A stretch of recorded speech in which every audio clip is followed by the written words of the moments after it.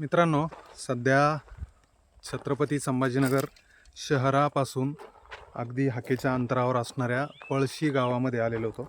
आणि आपल्यासोबत आहे ना एक प्रसिद्ध गाडा मालक आहे युनुस टेलर. तर यांच्यासोबत आलो एका दरीमध्ये. कुठली दरी म्हणते याला? वाकी वाकी नाव आहे या दरीला. आणि यांचं म्हणणं असं आहे की या दरीमधून एक आवाज येतो, तर तो ना बिबट्याचा ना वाघाचा, तो वाघ आहे सिंहाचा, असं त्यांचं म्हणणं आहे. आणि तो केवळ इथंच नाही येत, तर या दरीला खेटून त्यांचं शेत आहे पुढं आणि त्यांचं घर आहे. आणि त्या घराजवळ काल रात्रीला त्यांच्या घराजवळ 7:30 वाजता 7:30च्या दरम्यान त्यांना आवाज आला. बरोबर ना? बरोबर. किती वेळेस अनुभव आला तुम्हाला? भरपूर वेळेस आला. मग कशावरून असं वाटतं की सिंहच आहे म्हणून? सिंहाचा आवाज जसा आपण डिस्कवरी चॅनलवर बरं, आवाज TV वर. ऐकतो, हां हां. त्यानुसार आपण त्याचा अंदाज घेतो का हा डिस्कवरी चॅनलवर ज्या पद्धतीने आवाज आवाज येतो, दाखवता. त्या आवाजानुसार आपण त्याचा सिंह आहे म्हणून तुम्हाला घेतो. दर्शन नाही झालं कधी? दर्शन झालं ना, बरं. मग दोनदा दर्शन झालं त्याचं. कुठं दिसला? हा ह्या वरच्या याच्या टोकावर. बरं, हे एक मिनिट. ही पुरी पर्वतरांग आहे आणि चौबाजूने डोंगर आहे. या डोंगर कपाऱ्या आहे आणि दऱ्याखोऱ्या आहे. आणि याच डोंगराच्या कपारात कुठंतरी 100% असणार वाघ, सिंह, बिबट्या जे असेल ते जंगली हिंस्त्र प्राणी असणार. पण आतापर्यंत मानवी जीवाला कुठलाच धोका नाही. बरोबर ना? बरोबर. तो मला अनुभव आला. आणि सिंहाचा, आता सिंह बऱ्यापैकी जंगलात आपल्याला बघायला मिळतात, पण अशा ठिकाणी मानवी वसाहतीत आपल्याला सिंह त्या ठिकाणी दिसतोय किंवा त्याचा अनुभव येतोय, हा सगळा मोठा एक संकेत म्हणावा लागेल. कारण सध्या बघतोय आपण मोठ्या प्रमाणात जंगली जनावरं, जंगली प्राणी, म्हणजे त्यात बिबट्या असेल मोठ्या प्रमाणात आपल्या शेताकडे आणि वसाहतीकडे तो आता वळताना दिसतोय. तर सिंह असणार आणि खात्रीशीर असणार. आता हे टेलरला अनुभव आहे म्हटल्याच्या नंतर असणारच. पुढं जाऊन बघू आपण. पुढं आता नेमकं इकडं आपण काही सिंह बघायला आलेलं नाही, पण एक करवंद खायला एक डोंगरातली काळी मैना जिला म्हणतो आपण. आणि सध्या त्या डोंगरातल्या काळ्या मैनेला शहरामध्ये मोठा भाव आहे. काय किलो असेल वर शहरात? 200 रुपये किलो. 200 रुपये किलो भाव त्या करवंदाला आहे. आणि ते करवंद इकडं अगदी फुकट मिळतं खायला. फक्त थोडंसं त्रास सहन करावा लागतो. या डोंगरापर्यंत यावं लागतं आणि त्याचा आनंद घ्यावा लागतो. ही जमीन कोणाची माहीत नाही. जमीन कोणाची टेलर? ही जमीन राजू देवलवार. बरं.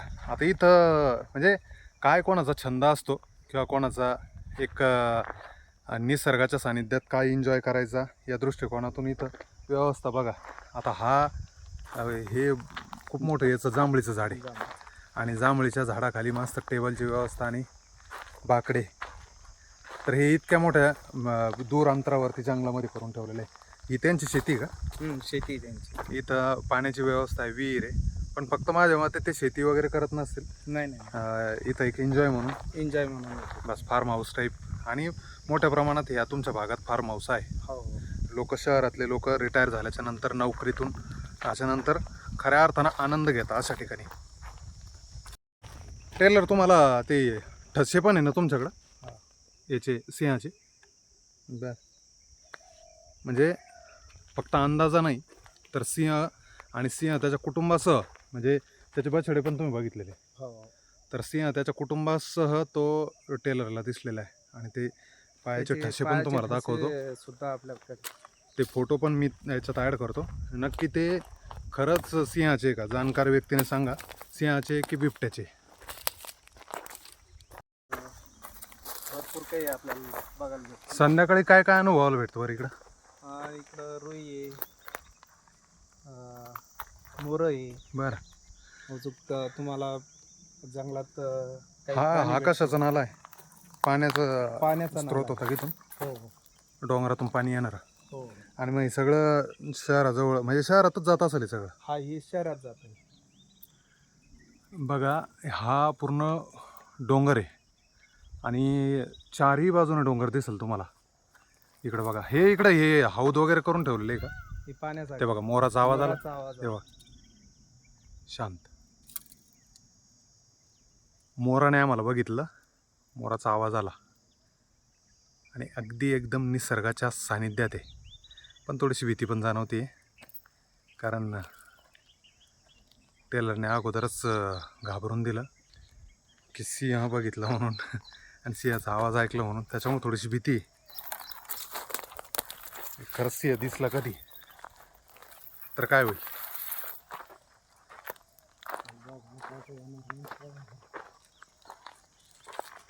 हे बघा करवंदाच्या जाळ्या, अशा पद्धतीने करवंदाच्या जाळ्या आहे. आणि हे बघा ही डोंगरातली काळी मैना, हे बघा काळी काळी.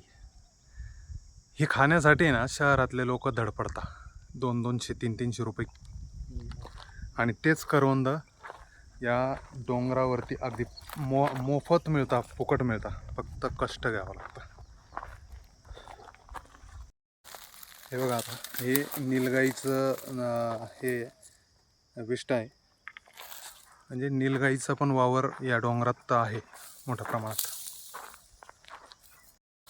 अगदी डोंगरावरती पळसाची झाडं. या गावाला पळशी नाव आहे आणि त्या गावाच्या शेजारी अशा पद्धतीने पळसाचे झाडं पण आहे. आणि एकदम लाल तांबडं बुंद सध्या दिसतं आपल्याला. करवंद दाखवतो तुम्हाला. हे बघा, हे अगदी जवळ आम्ही करवंदाच्या.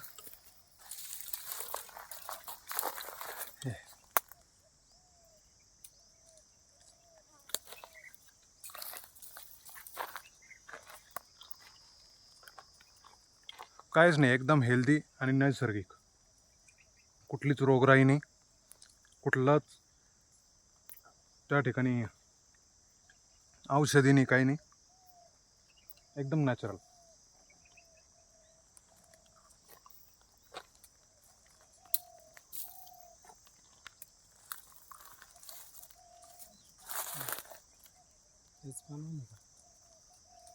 मोठं. आता संध्याकाळचे किती वाजले? 5:30 वाजले. आता दिवस मोठा आहे, दिवस मावळतो जवळपास 7:30, म्हणजे 7-7:30च्या दरम्यान. फिरता फिरता घाम खूप येतोय, पण त्या याच्याने नाही, पण मग भीती पण वाटते. त्याच्यामुळे थोडासा अजून जीव घाबरतोय. कारण की हा कपारा बघा इकडं, ह्या डोंगराचा कपारा आहे ना, तर ह्याच कपारांमध्ये कुठंतरी. आणि तो जो त्या दगडाचं काय सांगितलं तुम्ही? तिथं वर जे दगड दिसतो ती ना, मोठा दगड आहे वाघदोंडीचं, म्हणजे हे नाव आहे त्याचं. आणि तिथं भुयार पण आहे, वाघांचे, सिंहाचे भुयार आहे. भुयार आहे. तुम्ही बघितलेलं? हो, स्वतः मी बघितलं. माझं पुरं बालपण इथंच जायले. बरं, त्याला काय कुठला डोंगर म्हणता? याला वाकीचं डोंगर म्हणतात. हां. हे जे डोंगरदरी दिसते समोर, याचं नाव पोकळधोत्री आहे. पोकळ. हा, तर त्याचं बरं, ही पोकळ धोत्री का? हो हो. बरं बरं. ही झरणा आणि हे धबधबा लय मोठा आहे.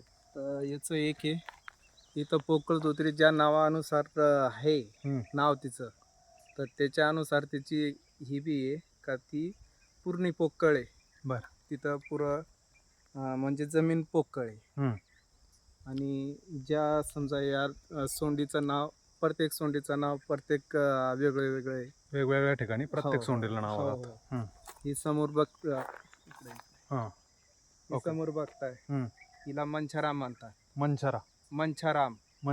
हो. बरं. हिचं मंछाराम म्हणून हिचं नाव आहे. ही पुरातन जे वडील पण जे आपले जे असतील त्यांनी हे नाव ठेवले यांची. इकडं आपली आता हे तुमचं बालपण तुमचं इथं गेलं. बालपण हे अजून एक दाखवतो तुम्हाला मित्रांनो. आता करवंद आम्ही खातोय, पण घरी पण न्यायचे. आणि नैसर्गिक पद्धतीने किंवा जे पारंपरिक करवंद साठवण्यासाठी किंवा करवंद हातात धरण्यापेक्षा, कारण की हातात धरले तर ते करवंदाचं चीक लागल, म्हणून टेलरनी हे बघा पानाला शिवून काढलं आणि पानाचा द्रोण तयार केला. आता पळसाच्या पानाची पत्रवळी होती, बऱ्याच जणांना माहिती. होती ना पळसाच्या पानाची पत्र, हो हो हो हो. आणि त्या पळसाच्या पानाला आता टेलरने तयार केलं आणि त्याची वाटी तयार करायला लागली. याची वाटी तयार करणं आहे आता आपल्याला. ह्या वाटीत करवंद साठवणार, या वाटीत करवंद साठवणार आणि मग ते आम्ही घरी घेऊन जाणार लेकरांसाठी. म्हणजे असा वेगळा वेगळा अनुभव आपल्याला अनुभवायला मिळतो. थोडीशी भीती आहे, थोडासा घाम येतोय, थोडासा प्रवास आहे, पायी चालावं लागतंय, काट्याकुपाट्यातून वाट काढावं लागते, निसर्गात भ्रमंती करत असताना या सगळ्या गोष्टीला सामोरं जावं लागतं. पण अशातच निसर्गाने दिलेली देण, ज्याला आपण वनसंपदा म्हणतो, जे नैसर्गिकरित्या पिकवलं गेलेलं आहे, म्हणजे उगवलं गेलेलं आहे, आणि जे जंगली फळं झाडं, तर ते आपल्याला अनुभवायला भेटतात निसर्गात. अशाच पद्धतीने डोंगराची काळी मैना आपल्याला खायला मिळणार आहे आज.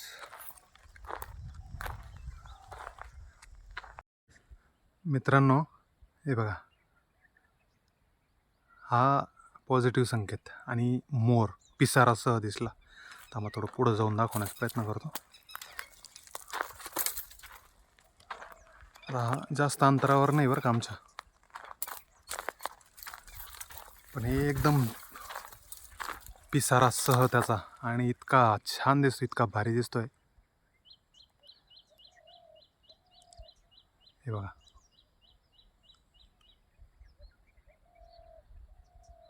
पिसारा बघा त्याचा किती मोठा आहे.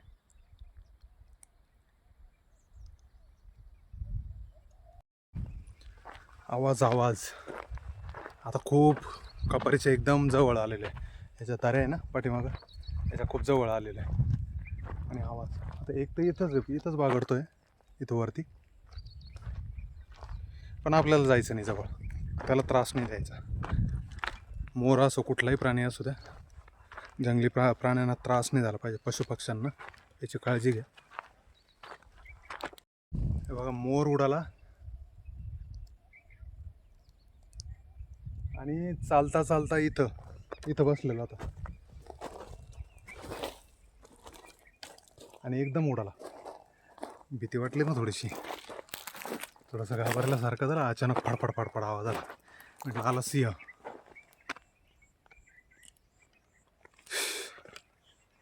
खतरनाक. कॅमेरा चालू ठेवतो, जसं जसं पुढं जातोय ना तसं तसं काहीतरी वेगळा अनुभव येतोय. आतापर्यंत 2 मोर दिसले.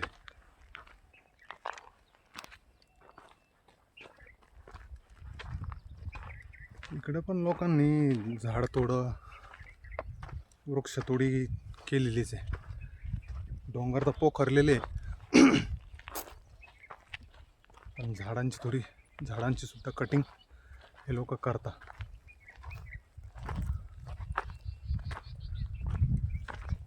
करवंदाचं अजून एक झाड, त्याला कमी थोडेसे. इथं पक्षी बागडत आहे समोर करा ना. हे बघा, लांडोर.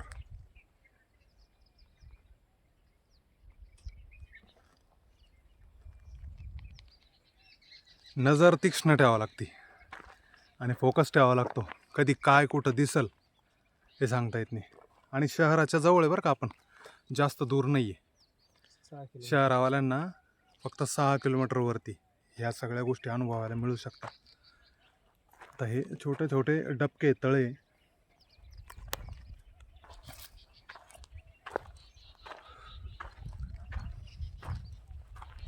टेलर किती दिवसाला चक्कर राहत तुमचा? हां, वर्षाला. इकडं हो. येत नाही का जास्त? येत नाही. काय तुम्ही आता त्याला लागूनच आहे, त्याच्यामुळं त्या गोष्टी आम्हाला काही सवय असं पडलेली. जाणं वाटत नाही काय, सवय पडलेली, नवं नाही आमच्यासाठी. नवीन नाही. हम्म. बरोबर आहे. आता जेवढी माझी नजर तीक्ष्ण नाही तेवढी टेलरची होती. टेलर मला दाखवत आहे ते दाखवा, आणि ते मीच झालं माझ्याकडनं. चलो आगे आगे देखता आहे, अजून भरपूर वेळ आहे आपल्याकडं. छोटे मोठे पक्षी दाखवायच्या चक्करमध्ये 2 लांडोर उडाले.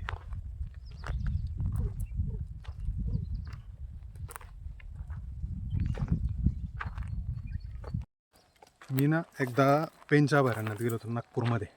तर त्या ठिकाणी अनुभवला मी की ज्या वेळेस आहे ना हे बिबट्या, वाघ, सिंह असे हिंस्त्र प्राणी ज्यावेळेस दिसतात, मग त्यात मोर असेल किंवा माकड असेल, तर हे एकमेकाला संकेत देतात, एकमेकाला आवाज करून त्यांना चेतावणी देतात की या ठिकाणी असे प्राणी आहे. तर तशा पद्धतीने इथं होतं का, पण असं काही अजूनपर्यंत जाणवलं नाही. मोर खूप आहे, मोर, लांडोर, नर मादी, तर हे खूप आतापर्यंत जवळपास 4-5 दिसले आपल्याला. पण यांचा जो कॉलिंग असतो ना, जो एकमेकाला सतर्क करण्याचा, हुशार करण्याचा, तर तो एक खतरनाक. आता हा इथला अनुभव. आता ही जाळी आहे ना, आता इकडे जाळी आहे पुढं आणि आपल्याला जायचं नाही. सॉरी, मी सिंह नाही दाखवू शकलो तुम्हाला, पण सिंह आहे, कारण की टेलरने अनुभवलं. आमचे मित्र त्यांनी म्हणजे त्यांना दिसला आणि ते पाऊलच्या खुणा पण त्यांनी कॅप्चर केलेला आहे. हे बघा, आता परत पत्रावळी तयार करायला लागली. द्रोण पळसाच्या पानाचं. आणि हे पळसाचे पानं आहे, हे किती लोकांनी अनुभव घेतलेला आहे हे नक्की कमेंट करा. कारण पळसाच्या पानाचं द्रोण करून त्यात करवंद साठवून आणायचं ही जुनी पद्धत आहे. आणि हे मी लहानपणी करायचो, ज्यावेळेस मी शेतात जायचो तेव्हा करायचो. आता टेलर मला करून देत आहे, मी व्हिडिओ करतो आहे.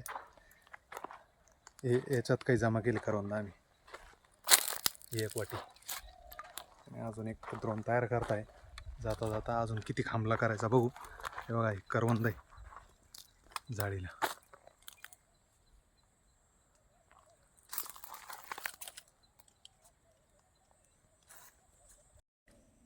मित्रांनो, साखर आहे, साखर. जंगलातला रानमेवा आणि नैसर्गिक आहे सगळं, कुठलं खतपाणी नाही बरं. आणि एकदम प्युअर शुगर.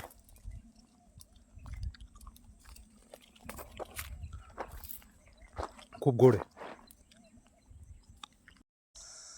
मित्रांनो, या इथं आत्ता नीलगाय दिसली बरं. इथं झाडात गेली ती.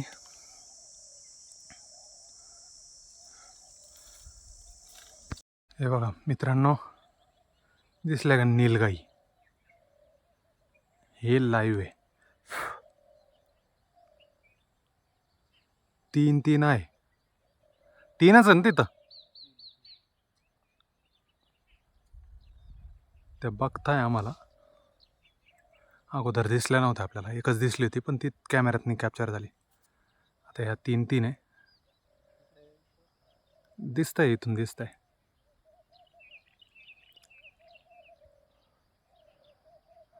मग खूप दूर आहे.